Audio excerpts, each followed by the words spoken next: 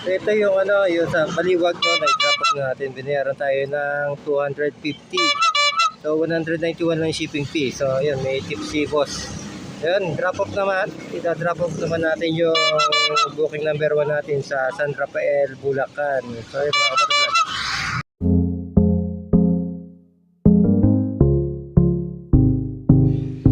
DIY Motovlog.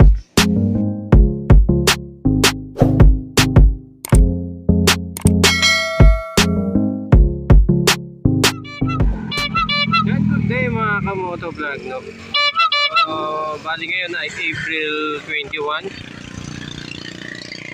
2026 no. Ngayon lang tayo ulit tayo babiyahe kay Lalamove after 2 weeks dahil napakataas nga ng gasolina ng sa Pilipinas ngayon no.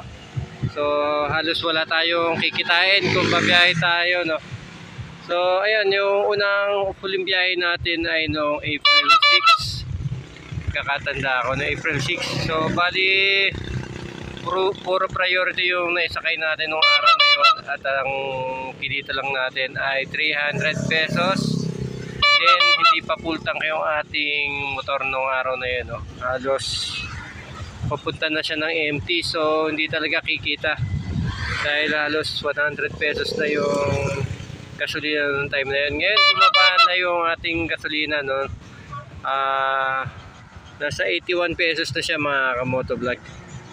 So try natin bumiyahe ngayong araw na to. Nagpa full tank tayo, 300 pesos no.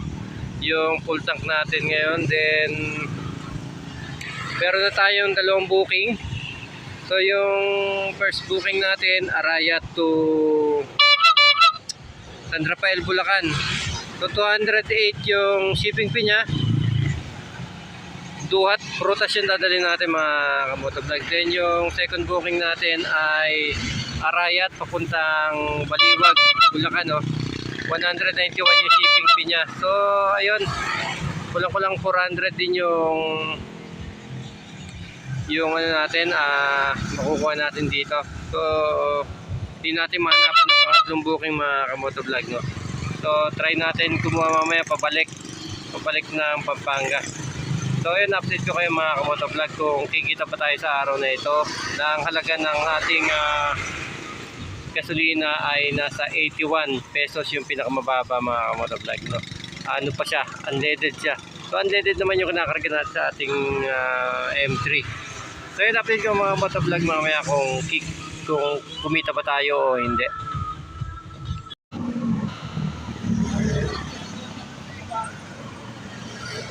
So ito yung yung sa Baliwag no, na-drop off natin. Binayaran tayo ng 250.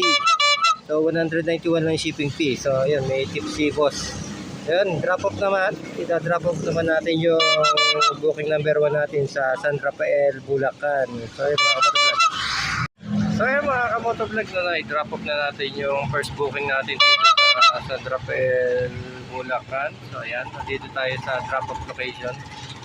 So bali yung binayad sa atin dito ni ate ay 250. So may tip din si ate ng 42 pesos na mga motovlog.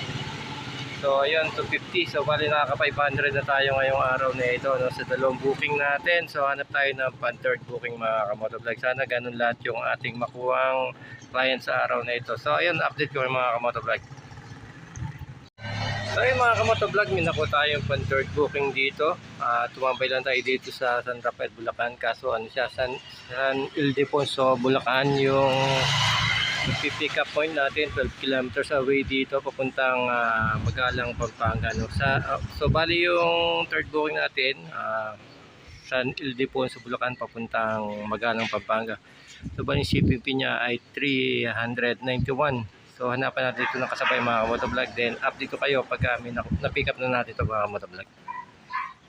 Motovlog, binakuha tayo ang fourth booking. Papunta siya na Head north on Route 1, Asian Highway San Rafael, 26. Bulacan papuntang Arayat, Pampanga. Documents na siya. So ayun, na-pick up na natin. Then drop off na natin to sa Arayat, Pampanga. Then tapos sunod natin yung Magalang, Pampanga. So ayan yung aircon yung karga natin papuntang Magalang, Pampanga. Okay, update ko kayo mga kamotovlog. So yung mga kamotovlog, no, na-drop na natin yung pang-apat na booking natin mga kamotovlog. So bali yung pang-third booking natin, yun yung nakuha natin sa San Ildefonso, Bulacan papuntang Magalang, Pampanga. So bali ang shipping fee niya 391 no, mga kamotovlog. So sinabihan natin yung client na didiretso na natin siya. At kung hindi naman didiretso ay hanapan natin ng kasabay dahil sa taas nga ng gasolina, no? So ayun, pumayag naman yung client natin na kasabayan natin yung kanyang item na aircon, no, mga motovlog. So ayun nga, bali 391 yung shipping fee niya. Then nung na-drop off na natin dito sa Magalang, Pampanga, binayaran tayo ng 600 pesos yun. So napakalaki po nung dinagdag nung client natin sa atin, no? Then yung pang port booking natin, yung San Rafael, Bulacan papuntang Arayat, Pampanga, document, then pooling yun mga kamotovlog, 170 lang yung binayad sa atin. So yung total cash onhan natin ay pumalo na ng 1,270 mga kamotovlog. Tutusin, pwede na tayong gumarahe, no, mga kamotovlog, dahil yung 270 pwede natin itong pang gasolina mga kamotovlog. Then update ko kayo kung may makuha pa tayo ng pang fifth booking. Tingnan natin kung makakuha pa tayo. So update ko kayo mga motovlog, then tingnan natin kung magkano yung kikitain natin mamaya pagkatapos natin gumarahe. Motovlog na unfortunately hindi na tayo nakakuha ng pang-fifth booking natin mga kamotovlog. So bali yung gross income natin ay pumalo lang sa 1,270. Then yung nagpagas tayo ng 165 pesos mga kamotovlog. Then yung top up ay niles na rin natin. So bali yun ay uwi nating bali naging net income natin ay nasa 1,000 plus. 1,000 plus naman mga motovlog. So yun, nakapatabukin yan tayo sa araw na ito. So yun, huwag niyo kalimutan mag-subscribe, like, mag-comment, huwag niyo rin kalimutan pinutin ang ating notification bell para update ko yung susunod kong i-upload na video.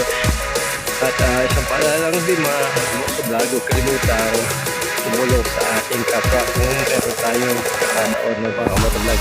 Kasi muli mga motovlog, bye bye.